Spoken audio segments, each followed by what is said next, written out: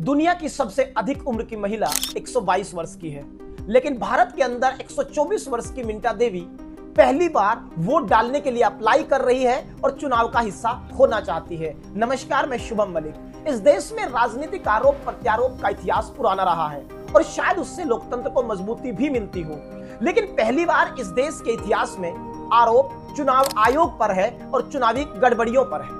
नेता प्रतिपक्ष राहुल गांधी ने जिस तरह के सवाल चुनावी प्रणाली पर उठाए हैं, उन सवालों का जवाब तो अब सिर्फ चुनाव आयोग ही दे सकता है और लोकतांत्रिक प्रक्रिया पर लगे इस धब्बे को तुरंत मिटाना भी होगा, क्योंकि दरअसल दो फॉर्म को लेकर के बड़ा सवाल है।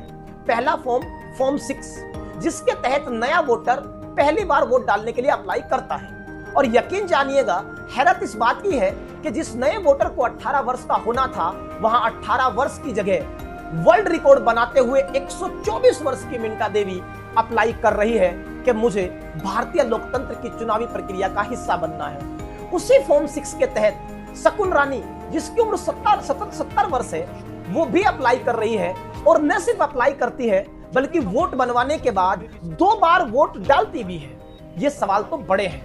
अगर इस देश में राहुल गांधी 1 लाख वोटों की गड़बड़ियों का आरोप लगाते हैं, तो यह आरोप इस देश के लोकतंत्र में जमीन खिसकाने लायक साबित होता है, क्योंकि बहुत बड़ी संख्या 1 लाख वोटों की होती है।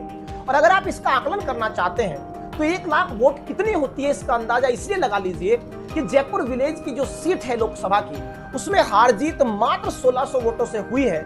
और इस तरह के आरोप और सबूत भी है कि वहां के चुनावी अधिकारी ने 2300 वोट खारिज कर दिए बैलेट पेपर के। तो इसीलिए 1 लाख वोटों का आंकड़ा बड़ा है और कैसे भी करके देश की सत्ता को तय करता है। लेकिन इन तमाम सवालों के बावजूद अब लोकतंत्र को बचाने के लिए चुनाव आयोग को सामने आना चाहिए। क्यों न चुनाव आयोग इस देश में डिजिटल रिकॉर्ड अवेलेबल करा दे वोटों का।